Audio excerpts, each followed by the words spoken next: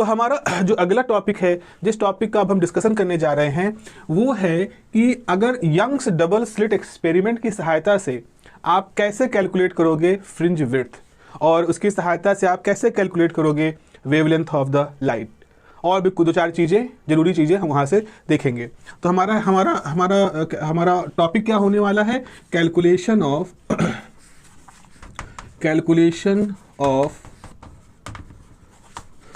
Fringe width. Calculation of fringe width, fringe की चौड़ाई।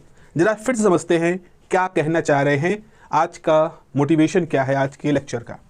जैसे हमारे पास एक पर्दा है, इस पर्दे पर दो कोहेरेंट सोर्सेस यहाँ रखे हैं, इस पर्दे पे लाइट गिरती है और इस पर्दे के ऊपर इंटरफेरेंस हो जाता है। इंटरफेरेंस होता है तो क्या होगा? इस यंग्स डबल स्लिट एक्सपेरिमेंट के दौरान क्या हुआ था? इंटरफेरेंस हुआ, और उस इंटरफेरेंस की वजह से इस पर्दे पर जो मैंने एक लाइन खींच रखी है, पर्दा है, इस पर काली चमकीली पट्टियाँ बन गई। तो चलिए हम इस तरह से दिखा सकते हैं कि इस तरह से एक चमकीली पट्टी, फिर एक काली पट्टी, फिर एक चमकीली पट्टी, फिर एक काली पट्टी।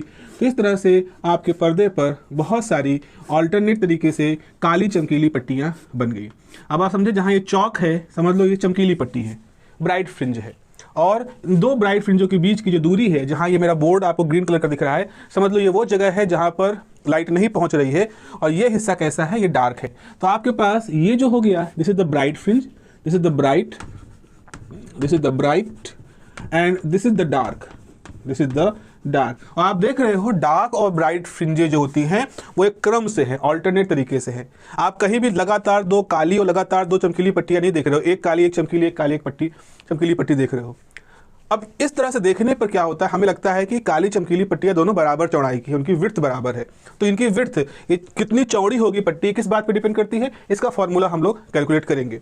तो आप देखें, अगर यहाँ पर देखो तो अगर हम दो लाइन खींचेंगे तो ये दो लाइनें जो हैं, ये दो लाइनों के बीच का जो इलाका है वो चमकीली पट्टी है। ऐसे ही दो चमकीली पट्टियों के बीच का ये जो हिस्सा है ये काली पट्टी है। तो अगर आपको एक काली पट्टी की चौड़ाई निकालनी है तो आप क्या करोगे? दो चमकीली पट्टियों के जो सिरे हैं, जैसे इसका एक सिरा ये, एक सिरा ये है, इनके बीच का डिफरेंस आप कैलकुलेट कर लीजिए। तो दो ब्राइट फ्रिंजों के बीच की दूरी निकाल लोगे तो वो एक काली पट्टी की चौड़ाई हो जाएगी। या दो काली पट्टियाँ, देखो जैसे ये एक काली पट्टी है, काली पट्टी ये है, तो दो काली पट्टियों के बीच की दूरी निकाल लोगे तो आपको एक चमकीली पट्टी की चौड़ाई मिल जाएगी। तो अगर आप फ्रिंज विड्थ निकालना चाहते हो, चाहे चमकीली हो चाहे काली हो, तो आपको डार्क और ब्राइट फ्रिंज निकालने के लिए आपको किन्हीं दो चमकीली या दो काली पट्टियों के बीच की दूरी निकालनी होगी। और ये दो का मतलब है दो लगातार, जैसे एक काली पट्टी ये है, एक काली पट्टी ये है, तो दो लगातार काली पट्टियों के बीच में एक चमकीली फ्रिंज आ रही है, एक ब्राइट फ्रिंज आ रही है। तो इसी लॉजिक के तहत हम लोग काम करेंगे आज, और इस कॉन्सेप्ट में हम इस तरह से कैलकुलेट करेंगे फ्रिंज विड्थ कैसे निकालते हैं। तो इस डायग्राम को मैं ऐसे ही बने रहना देता हूँ। और यहाँ पर हमने कहा कि मान लीजिए हमारे पास एक सोर्स S1 है, एक सोर्स S2 है, मान लीजिए दो सोर्सेस हैं, और हमने इन दोनों सोर्सेस के बीच की दूरी 2D ले ली है। अब देखो यहाँ कन्फ्यूजन होता है कि सर इसको D क्यों नहीं ले सकते हो? अब ये थोड़ा मैथमेटिकल सहूलियत की वजह से मैंने ऐसा किया है, क्योंकि अभी बीच में एक समय ऐसा आएगा जहाँ हमको इन दोनों सोर्सेस के बीच की दूरी का आधा करना होगा। तो अगर हमने इन दोनों के बीच की दूरी पहले से ही 2D मान रखी है तो आधा मतलब D हो जाएगा। अगर हम शुरू से ही इसको D लेके चलेंगे तो आधा मतलब D/2 आ जाएगा। तो फ्रैक्शन में चलता रहेगा और फिर आगे कैलकुलेशन में उसका थोड़ा सा अनकंफर्टेबल होता है, इसीलिए शुरू से ही हम S1 और S2 के बीच की दूरी को D ले लेते हैं। तो अब आप क्या करोगे? यहाँ से इस तरह से, अब ज्योमेट्री हम कर रहे हैं तो यहाँ से लाइन खींची हमने, S2 से भी हमने इस तरह से सीधी लाइन खींच ली पर्दे तक, और इनके बीच में भी एक लाइन खींच ली, और ये पॉइंट मान लिया O है, ये वाला पॉइंट O है, ये पॉइंट, और आप देख रहे हो O पे एक चमकीली पट्टी बन रही है। ठीक, अच्छी बात है। उसके बाद फिर क्या करते हैं, मान लो कोई पॉइंट हमने P माना, यहाँ पर इस जगह पे कोई पॉइंट P है, तो S से P की दूरी आपने ऐसे ले ली, और ऐसे ही S2 से P की दूरी भी आपने यहाँ पर कुछ मान लिया। अब देख रहे हो एक ट्राइंगल्स का एक आकार यहाँ पर बन रहा है। और अब हम यहाँ पर क्या करेंगे, M इस पॉइंट को लेंगे, N इस पॉइंट को लेंगे, और बीच का पॉइंट हमारा सेंटर का पॉइंट है। ठीक है, एक बार मैं वो चीज़ें आपको बता देता हूँ उसी तरह से, जिस तरह का नोट्स आपको दूंगा, ताकि आप जब इस लेक्चर को देखें और जब उस नोट को देखें तो आपको बिल्कुल चीज़ें सिमिलर दिखाई पड़े। तो इस तरह से हमने देखा कि हमारे पास सोर्स S1 है, कोहेरेंट सोर्स में से एक सोर्स S1 है। S1 से एक लाइट को हमने जाता हुआ माना, जो पॉइंट P पे पहुंच रही है, ऐसे ही S2 से एक लाइट रे को माना जो P पे पहुंच रही है। और ऐसा कि पिछले लेक्चर में भी हम लोगों ने बात की है कि पॉइंट P पर ब्राइट फ्रिंज बनेगी या डार्क फ्रिंज बनेगी, इसका फैसला इस बात से होगा कि जो S2P से रास्ता है वो और S1P से जो रास्ता है वो, इनके बीच का पाथ डिफरेंस कितना है। और आपको याद क्या रखना है, आपको यहाँ पर मैं लिख देता हूँ, आपको याद रखना है कि अगर पाथ डिफरेंस n लैम्डा होगा तो वहाँ क्या बनेगी, ब्राइट फ्रिंज। अगर path difference 2n+1 lambda by 2 होगा तो वहाँ क्या बनेगी, डार्क फ्रिंज। इस बात को आपको ध्यान में रखना है। तो वो लैंग्वेज में लिखा हुआ है और अब बस मैं आपको बता दे रहा हूँ क्या लिखना है आपको कि let us consider a light to coherent sources S1 S2 separated by distance 2d and the light rays from S1 यानी S1P and from S2 S2P are combined superimposed at a point P on the screen. The distance between sources and screen is capital D. Small D मैंने बताया ही है। चलो इसको भी मान ले, ये क्या हो जाएगा, स्मॉल डी हो जाएगा। ये दूरी भी क्या हो जाएगी, स्मॉल डी हो जाएगी। चाहे आप यहाँ पे कर ले डिस्टेंस का डिफरेंस, चाहे आप ऐसे कर ले। तो यहाँ पर अब आप कहोगे कि अब जब nature of fringe at point P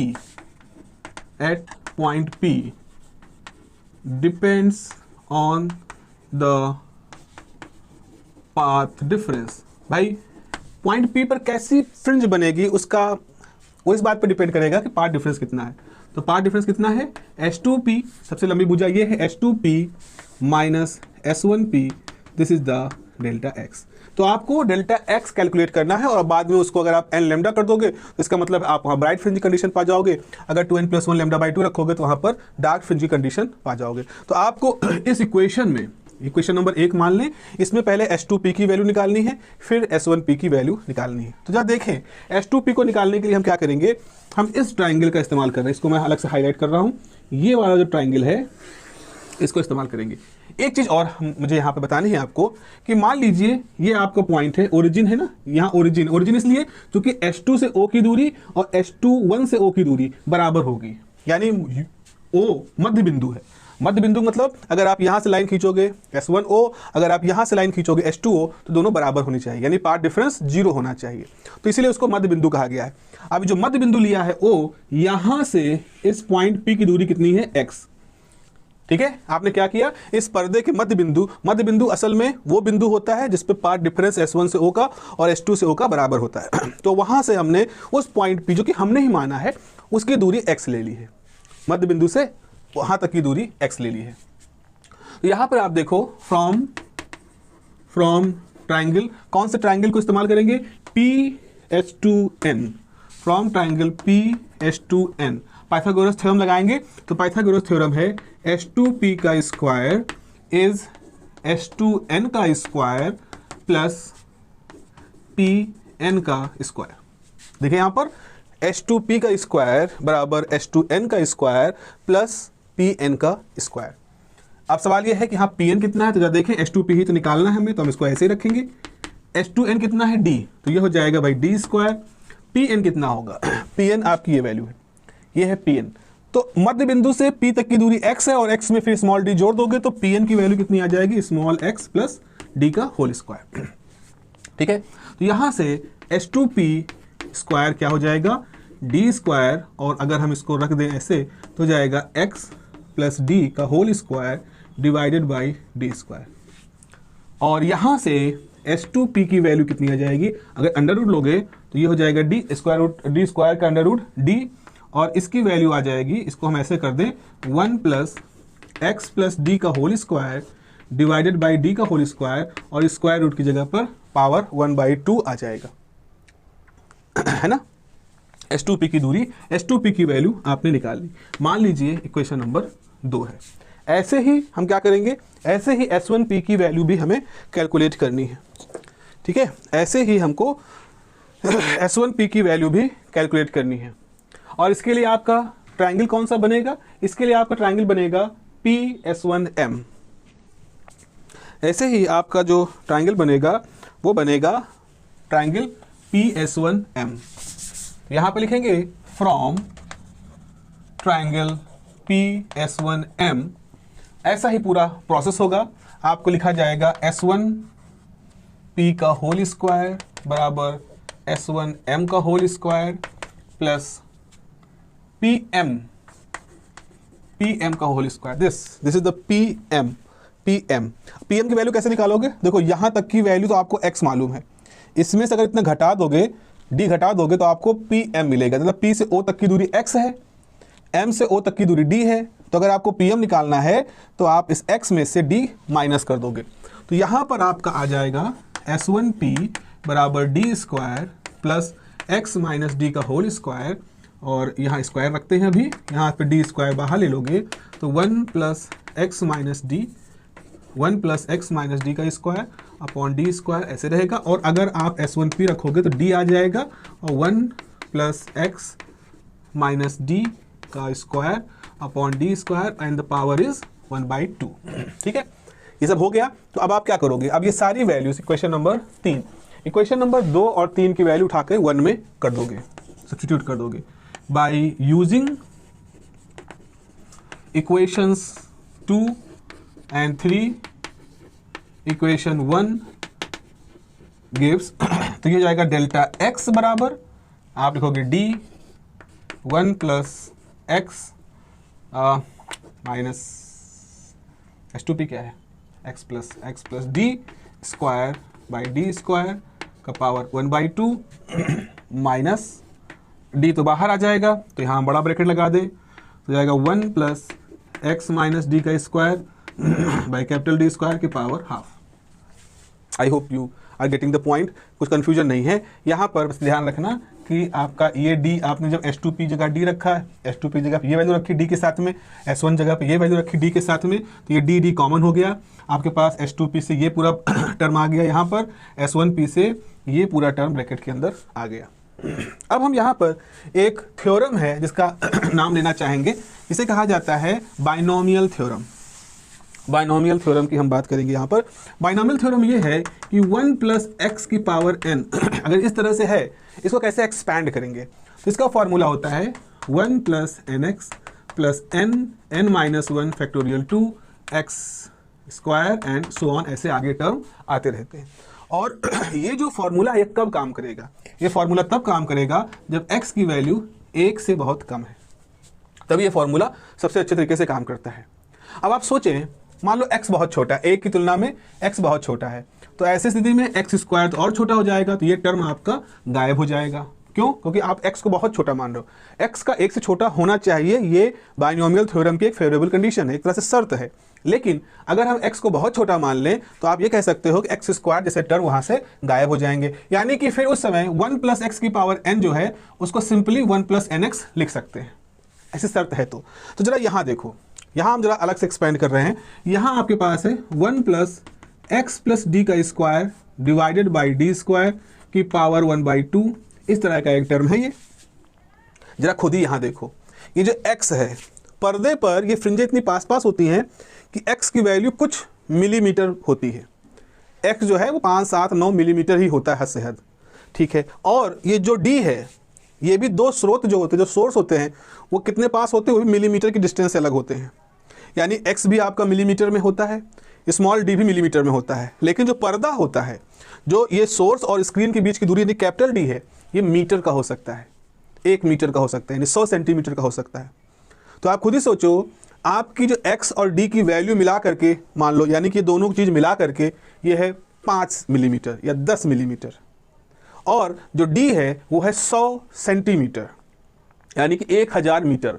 तो अगर आपने यहाँ पे लिखा है 10 मिलीमीटर का स्क्वायर बटे 1000 मिलीमीटर का स्क्वायर, तो खुद ही सोचो, आपको अगर 10 बटे 1000 कर दिया जाए तो ये वैल्यू तो 1 से बहुत छोटी हो जाएगी ना। तो इसका मतलब है ये जो पूरा टर्म है, ये पूरा टर्म प्रैक्टिकली बहुत छोटा होगा। अगर बाइनोमियल थ्योरम में जो x है उसकी जगह पे आप ये पूरी विक्स की गोली जैसा मैंने बनाया है इसको मान लोगे, तो ऐसी स्थिति में आप इस पूरे के n की वैल्यू कितनी है 1/2, तो इसको सिंपली क्या लिख सकते हो 1 प्लस n यानी 1/2 x मतलब x प्लस डी का स्क्वायर बटे डी स्क्वायर। आप ये कंफ्यूज मत होइएगा कि सर आपने जो स्क्वायर यहाँ रखा उसको रिलेट कर दिया, अब आप यहाँ स्क्वायर को मान रहे हो, क्योंकि हमारे इस केस में जो x है वो ये पूरा टर्म है, x प्लस डी का square upon capital D square, यही पूरा टर्म हमारे बाइनोमियल थ्योरम से मैच करता हुआ है।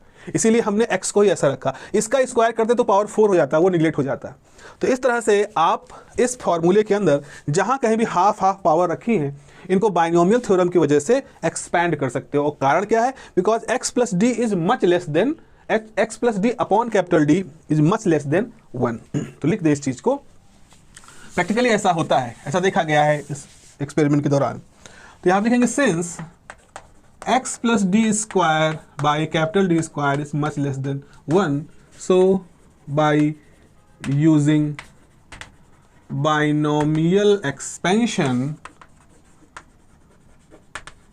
we may write what we may write delta x is equal to d, और यहाँ हो जाएगा 1 plus half x plus d का स्क्वायर बाई डी स्क्वायर, और ये इसको हम एक ब्रैकेट में रख दें, माइनस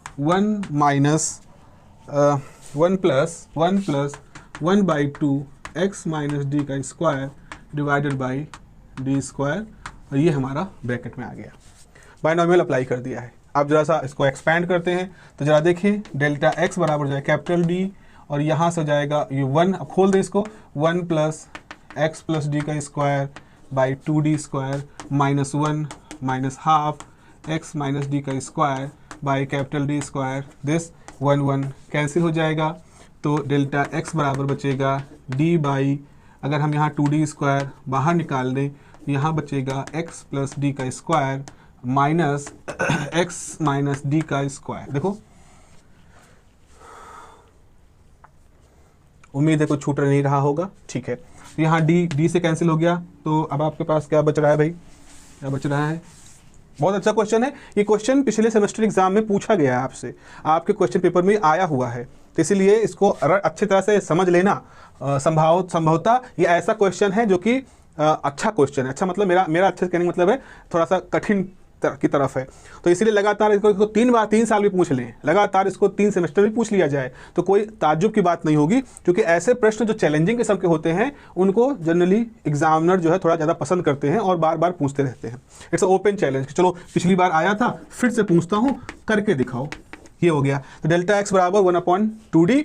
अब इसको करेंगे तो ये हो जाएगा x square plus D square plus 2xd minus x square minus D square plus 2xd। भैया मैं यहाँ पे थोड़ा खेल कर गया हूँ और लिख दिया है मैंने, वो नहीं, छोटे बच्चों की तरह नहीं समझाया है कि पहले इसको एक्सपेंड किया, x a square plus b square minus 2 फिर माइनस से मल्टीप्लाई करके ये किया है। थोड़ा सा एक स्टेप बीच का है, 8वीं क्लास का स्टेप है, a माइनस बी को होल स्क्वायर का फॉर्मूला अप्लाई करने वाला, वो करके देख लीजिएगा कैसे ये माइनस प्लस साइन आ गए। ये इसको कैंसिल कर देगा, ये इसको कैंसिल कर देगा, तो आपके पास फॉर्मूला हो जाएगा 4xd बटे 2d बराबर डेल्टा x। डेल्टा x बराबर वैल्यू क्या आ गई? 4xd अपॉन कैपिटल 2d, और ये सारी वैल्यू हमारे पास आ गई है। अब हम यहाँ पर ये कहें कि पार्ट डिफरेंस इतना है, कहाँ तक पार्ट डिफरेंस है? इसी पॉइंट P पर जो रे पहुँच रही हैं उनके बीच का पार्ट डिफरेंस है। तो अगर हम ये कह रहे हैं पॉइंट P पे ब्राइट फ्रिंज बनेगी, तो इसका मतलब है डेल्टा x कितना होना चाहिए? डेल्टा x की वैल्यू n लैम्डा के बराबर होनी चाहिए। तो आप लिखेंगे if we consider a bright fringe is formed, if we consider a bright fringe is formed at point P, if at point P a bright fringe is formed, then delta x बराबर क्या हो जाएगा? n lambda. कैसे पता चला? कैसे पता चला आपको कि डेल्टा x n लैम्डा होगा? क्योंकि पिछले वीडियो में मैंने बताया है आपको कि पार्ट डिफरेंस और फेज डिफरेंस क्या होते हैं अगर ब्राइट फ्रिंज और डार्क फ्रिंज बनती है। तो इसका मतलब है आपके पास हो जाएगा 4xd बाई 2d बराबर n लैम्डा। यहाँ से 2 को कैंसिल कर सकते हैं, बिल्कुल कर दे, ये जाएगा x इंटू 2d, थोड़ा सा हमने इस 2 को इसके साथ लिख दिया, कैपिटल D बराबर n लैम्डा। चूंकि यहाँ n आ गया है तो आप देखोगे xn बराबर, इसको मल्टीप्लाई करें तो n d by lambda upon 2d। देखो यानी जो nth, n का मतलब क्या है? nवीं, nth, n का मतलब 20वीं 25वीं 50वीं 28वीं 49वीं कुछ भी हो सकता है।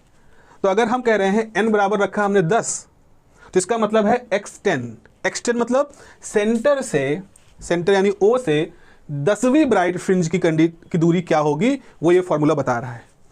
अब आपके सामने यहाँ कुछ सवाल है कि सर क्या 10 के अलावा कुछ भी मान सकते हो, 10वीं 12वीं 15वीं 18वीं 19वीं जो भी उसका नंबर है जो यहाँ से रिप्रेजेंट हो रहा है। फिर आपने कहा कैसे पता कि आप ब्राइट ही बनेगी, तो चूंकि मैंने शर्त ही ब्राइट की लगाई ना, देखो ये शर्त ही ब्राइट की है, इसीलिए ब्राइट की शर्त लगाई तो आपकी जो भी फ्रिंज बनेगी वो ब्राइट की ही बनेगी। अगर आप यहाँ पे डार्क की कंडीशन लगाओगे, अगर आप यहाँ पे डेल्टा एक्स बराबर 2n+1 लैम्डा बाई 2 कर दोगे तो वो डार्क की कंडीशन बनेगी। फिलहाल अभी हम करेंगे आगे, अभी आप यहाँ पर समझ लीजिए।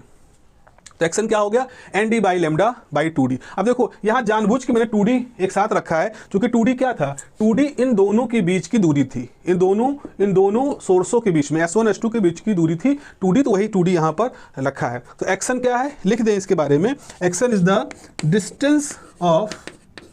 Distance of nth bright fringe from O, from the central point O से NV ब्राइट फ्रिंज की बीच की दूरी जो है वो आपका ये फॉर्मूला है, एक्शन बराबर ND बाई लैम्डा। अच्छा ये NV, अब भाई मैंने कहा ना NV 10वीं 12वीं कुछ भी हो सकती है, तो अगर 10वीं अगर मैं ऐसा लिखूं 10वीं फ्रिंज के लिए क्या है, x10 बराबर 10 time d lambda by 2d, और 11वीं के लिए क्या होगा 11 into d lambda by 2d, ये तो फॉर्मूला होगा इसके हिसाब से। तो अगर nth के लिए ये है तो n+1 के लिए क्या होगा, अगर मतलब 10वीं के लिए है तो 11वीं के लिए क्या होगा, 18वीं है तो 19वीं के लिए क्या होगा। तो ऐसे लिखोगे for n+1 bright fringe, n+1 bright fringe के लिए क्या होगा, xn+1 बराबर n+1 d lambda by 2d। तो मैंने क्या बताया आपको, सेंटर से जाओगे तो 10वीं फ्रिंज की दूरी कितनी है, ये वाली है, 11वीं फ्रिंज की दूरी ये वाली है, तो दो चमकीली पट्टियां हमको मिल, 11वीं पट्टी और 10वीं पट्टी, ये दो मिल गई। अगर आप उस 11वीं और 10वीं पट्टी के बीच का अंतर निकालोगे तो वो उस क्या निकलेगा, वो एक डार्क फ्रिंज की चौड़ाई निकलेगी। भाई देखो अगर मैंने कहा 10वीं फ्रिंज ये है, 11वीं फ्रिंज ये है, और 10वीं और 11वीं फ्रिंज के बीच गैप निकालोगे तो क्या निकलेगा, 10वीं और 11वीं फ्रिंज के बीच जो गैप होगा वो होगा एक डार्क फ्रिंज, उसका भी कोई नंबर होगा, हो सकता है वो भी कोई 90-10वें नंबर की डार्क फ्रिंज हो। यहाँ हमारा मकसद ये है, मैं आपको ये बताना चाह रहा हूं कि अगर आप दो चमकीली पट्टियों के बीच गैप निकालोगे तब जाकर के आपको एक काली पट्टी की चौड़ाई पता चलेगी। ठीक है, चलिए तो यहां पर लिखेंगे, तो यहां पर आप अगर वही चीज है कि अगर n+1 ब्राइट फ्रिंज और nth ब्राइट फ्रिंज को घटा दोगे then what will you get, you will get the width of a dark fringe.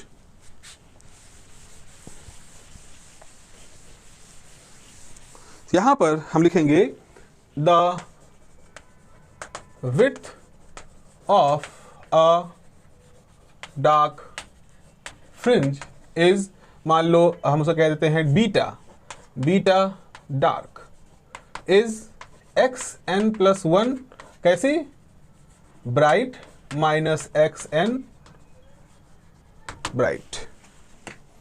तो ये हो जाएगा this is n+1 d lambda by 2d minus n d lambda by 2d, हो जाएगा n d lambda by 2d plus n plus capital D lambda by 2d minus n d lambda by 2d, ये इसको cancel कर देगा। तो beta बराबर क्या हो जाएगा, बीटा बराबर हो जाएगा d लैम्डा बाई 2d। यहाँ से हमें पता चला कि जो फ्रिंज है, जो डार्क फ्रिंज है, इसको हम डार्क कह दें, तो जो डार्क फ्रिंज है उसकी चौड़ाई कितनी है, d लैम्डा बाई 2d। किस बात पर डिपेंड कर रही है, ये इस बात पर डिपेंड कर रही है कि आपके जो S1 S2 सोर्स थे वो पर्दे से कितनी दूर है, यानी कि कैपिटल D कितना है।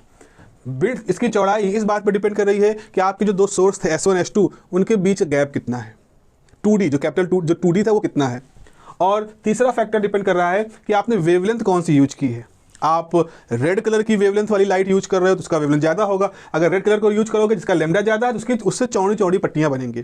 अगर आप बैंगनी रंग का प्रकाश इस्तेमाल करो, वायलेट कलर का प्रकाश यूज करो तो उसका लैम्डा कम होता है, लैम्डा कम होने से उसकी विड्थ भी कम होगी। यानी same D same small D के बाद अगर आप बैंगनी रंग से या लाल रंग का प्रकाश इस्तेमाल कर रहे हो तो लाल रंग के प्रकाश की फ्रिंज चौड़ाई मोटी होंगी और बैंगनी कलर के फ्रिंज की चौड़ाई पतली होंगी। ये सब चीज़ें यहाँ पर दिखाई पड़ रही हैं। यहाँ तक का तो सवाल आपसे पूछा गया है और आप उसका जवाब दे सकते हो, लेकिन एक सवाल यहाँ पर और आता है, क्या ये हम प्रूफ कर सकते हैं कि जितनी काली पट्टियों के बीच की दूरी होती है जितनी चमकीली पट्टियों के बीच की दूरी होती है और जितनी काली पट्टियों के बीच की दूरी होती है, दोनों बराबर होती है। यानी मैं पूछना चाह रहा हूं, क्या डार्क फ्रिंज की विड्थ, ये फॉर्मूला निकल के आया, क्या यही फॉर्मूला ब्राइट फ्रिंज के लिए भी निकाल सकते हैं? तो मेरा सवाल क्या है, अभी मैंने क्या निकाला आपको, अभी मैंने दो चमकीली पट्टियों के बीच की दूरी निकाली और उन दोनों चमकीली पट्टियों के बीच में क्या होता है, एक काली पट्टी, तो काली पट्टी की चौड़ाई आपको मालूम चल गई। अब हम दूसरा प्रोसेस करेंगे, अब हम काली पट्टियों की बीच की दूरी निकालेंगे और फिर देखेंगे कि उन दोनों काली पट्टियों के बीच में जो चमकीली पट्टी होती है उसकी चौड़ाई का जो फार्मूला है, उसकी विड्थ का फार्मूला यही है कि नहीं।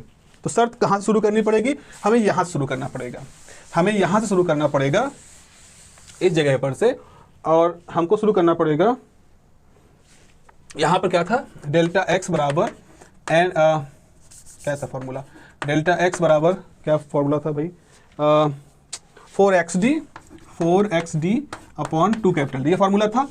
तो for a point P a dark fringe, अगर एक डार्क फ्रिंज वहां पर बन रही है तो क्या होगा, तो डेल्टा एक्स की वैल्यू होती है 2n+1 लैम्डा बाई 2। तो अगर हमारा डेल्टा एक्स तो ये निकला हमारे पास, और अगर डार्क फ्रिंज वहां बन रही है तो इसका फॉर्मूला ये है। तो इसका मतलब आप लिखोगे 2n+1 lambda by 2 is equal to 4xd by 2 capital D. ठीक है, तो यहाँ से तो ये हट जाएगा, 2 यहाँ से कट जाएगा, यहाँ 2 आ जाएगा। अब यहाँ से x की वैल्यू कितनी होगी, x की वैल्यू कितनी होगी, x की वैल्यू होगी d अपॉन 2d, ये इधर चला गया, और इनटू 2n+1 लैम्डा बाई 2, है ना। तो ये आपके पास फॉर्मूला आ जाएगा xn बराबर हो जाएगा 2n+1 d lambda upon 4d आ गया। तो ये किसके लिए है, ये डार्क फ्रिंज के लिए है। तो अगर इसका मतलब ये है कि आपके सेंटर से, जो कि हमेशा ब्राइट फ्रिंज का होगा, वहां से जो एनवी डार्क फ्रिंज होगी उसकी दूरी ये फॉर्मूला होगा। और अगर n+1 के निकालोगे, फॉर n+1 डार्क फ्रिंज, तो ये जाएगा xn+1 डार्क, तो यहां रखोगे n+1, तो अब देखो यहाँ रखोगे 2n+1, तो ये हो जाएगा 2n+3। खुद ही करके देखो, n की जगह पे n+1 रखोगे तो 2n+2 होगा और ये 113, तो ये हो जाएगा d लैम्डा अपॉन 4d। तो आपके पास xn की वैल्यू आ गई, nv डार्क फ्रिंज की दूरी, xn+1 आ गई, n+1 डार्क फ्रिंज की दूरी। अब आप क्या करोगे, इन दोनों का डिफरेंस ले लोगे, तो यहाँ पे लिखोगे the width of a bright fringe, the width of a bright fringe. तो अगर विड्थ आपको निकालना है ब्राइट का, तो आपको n+1 डार्क में से nth डार्क को भाई क्या करना पड़ेगा, माइनस करना पड़ेगा। तो कर दो माइनस, तो ये हो जाएगा बीटा फॉर ब्राइट, तो ये हो जाएगा 2n+3 d lambda by 4d minus 2n+1 d lambda by 4d। तो भाई यहाँ पे ऐसा करें, d लैम्डा बाई 4d बाहर निकाल लें, तो बचेगा 2n+3 माइनस 2n+1। तो ये 2n कैंसिल हो जाएगा, 3 में से 1 गया 2, हो जाएगा d lambda by 4d into 2 cancel हो जाएगा, तो यहाँ बचेगा 2। तो आपके पास बीटा ब्राइट बराबर हो जाएगा d लैम्डा बाई 2d। ये देखो, ये वही वैल्यू है जो कि थी beta dark d lambda by 2d। इस तरह से हमने ये प्रूफ कर दिया, हमने भैया सिद्ध कर दिया कि अगर आपके पास एक ब्राइट और डार्क फ्रिंज की चौड़ाई निकालने का आपके पास मामला है, तो ब्राइट फ्रिंज की चौड़ाई, the width of the bright fringe will be same as the width of the dark fringe. ये बात हम लोगों ने यहाँ से बहुत ही पूर्ण तरीके से, बड़ी गणित की पूरी व्यापकता को इस्तेमाल करते हुए हम लोगों ने यहाँ पर इसको देखा है। और 3 चीज़ें यहाँ पर आपको अपने साथ रखनी है कि विड्थ किस पर डिपेंड करेगी, पर्दा कितनी दूर है, विड्थ डिपेंड करेगी कि सोर्स कितनी दूर है, अगर सोर्स दूर होंगे यानी 2d की वैल्यू ज़्यादा होगी तो फ्रिंजें पास पास बनेंगी, अगर पर्दा दूर है, d प्रोपोर्शनल है, तो फ्रिंजें चौड़ी चौड़ी बनेंगी, अगर वेवलेंथ ज़्यादा है तो फ्रिंजें चौड़ी चौड़ी बनेंगी। ज़्यादा होने का मतलब लाल रंग का प्रकाश हायर वेवलेंथ होता है, कम मतलब नीले रंग का प्रकाश लोअर वेवलेंथ का होता है। तो नीले रंग के प्रकाश से फ्रिंजें पतली पतली बनेंगी और लाल रंग के प्रकाश से फ्रिंजें चौड़ी चौड़ी बनेंगी। तो ये चीज़ें यहाँ से आपको दिखाई पड़ रही हैं। और ये देखो, अगर न्यूमेरिकल की बात करें तो सीधे तौर पर इस पर न्यूमेरिकल ऐसे ही बन जाता है, D small D capital D 2d ये सबकी वैल्यू में से कुछ दे देते हैं और 4 अननोन देंगे, 3 अननोन देंगे, 1 नोन को 3 वैल्यू नोन होंगी, 1 वैल्यू अननोन होगी। जैसे बीटा नोन है, डी नोन है, लेमडा नोन है, तो स्मॉल डी निकालो, या स्मॉल डी डी लेमडा है तो बीटा निकालो। ऐसे ही आपके पास सवाल सामान्य रूप से पूछे जाते हैं यहाँ पर, ठीक है। तो ये हो गया भाई हमारे सामने एक बहुत अच्छा सा प्रश्न हम लोगों ने कवर कर लिया, और वो प्रश्न था कि कैसे हम फ्रिंज विड्थ की वैल्यू निकालेंगे। और अच्छा क्वेश्चन है, और इसका एक हिस्सा तो पूछा गया है कि फ्रिंज विड्थ का फॉर्मूला निकालो, लेकिन दूसरा हिस्सा अभी तक नहीं पूछा गया है, जिसमें यह सिद्ध करने को पूछा जाता है कभी कभी, मतलब अक्सर ये प्रश्न बनता है कि यह सिद्ध करो कि जो ब्राइट फ्रिंजे हैं और जो डार्क फ्रिंजे हैं उनकी चौड़ाई बराबर होती है। तो उस लिहाज से ये एक बहुत ही इंपॉर्टेंट क्लास आपके सामने आज कंप्लीट हुई है। चलिए अगले आने वाली क्लासेस में एक टॉपिक और है हमारे पास, माइकलसन इंटरफेरोमीटर, जैसा कि आपके सिलेबस में दिया गया है। उसको पूरा करने के बाद हम लोग अपने इस ऑप्टिक्स के आखिरी वाले हिस्से की तरफ आएंगे, जिसका कि नाम है डिफ्रैक्शन। डिफ्रैक्शन क्या होता है, डिफ्रैक्शन में single slit, Fresnel, grating, resolving power, Rayleigh criteria, ये सारी चीज़ें, resolving power of grating, single slit, ये सारी चीज़ें हम लोग वहाँ पर कवर करेंगे। अच्छा, नोट्स के बारे में बात कर रहे हो, नोट्स बच्चा मैं बहुत जल्दी इस चीज़ को डिक्लेयर करूँगा कि नोट्स मैं कैसे आप लोगों को प्रोवाइड करा पाऊँगा, क्या तरीका होगा, कैसे मैनर पे होगा। ऐप पर एक क्लास क्रिएट करके वहाँ से दे देंगे, कैसे होगा वो मैं बहुत जल्द आपको आने वाले 2-1 वीडियो में या अलग से शॉर्ट बना करके मैं डिक्लेयर कर दूंगा। और नोट्स बहुत इंपॉर्टेंट है, मैं मानता हूँ नोट्स बहुत इंपॉर्टेंट है, क्योंकि अगर आप नोट्स बनाने में बहुत सारा एनर्जी आपका जाता है और अभी आपके पास रिसोर्सेज भी नहीं होते हैं, तो भले ही हमारा वीडियो कितना भी पूर्ण हो, लेकिन उससे सीधे कैलकुलेट करके फिर ये डाउट रहना कहीं ऐसा तो नहीं कुछ छूट गया हो, कुछ आधा अधूरा रह गया हो, वो रहता है डाउट। उसको मैं समझ रहा हूँ, पहले नहीं समझता था उतने अच्छे तरीके से, लेकिन अब मैं धीरे धीरे इसको समझ रहा हूँ। आप लोगों की क्वेरी, आप लोगों की रिक्वेस्ट, आप लोगों का सजेशन जो है, तो बहुत जल्द within few days I will declare कि how I will share the, how I will provide the notes to the to you all. Okay, चलिए मिलते हैं अगली क्लासेस में। ध्यान रखिए, have a nice day, take care, bye bye.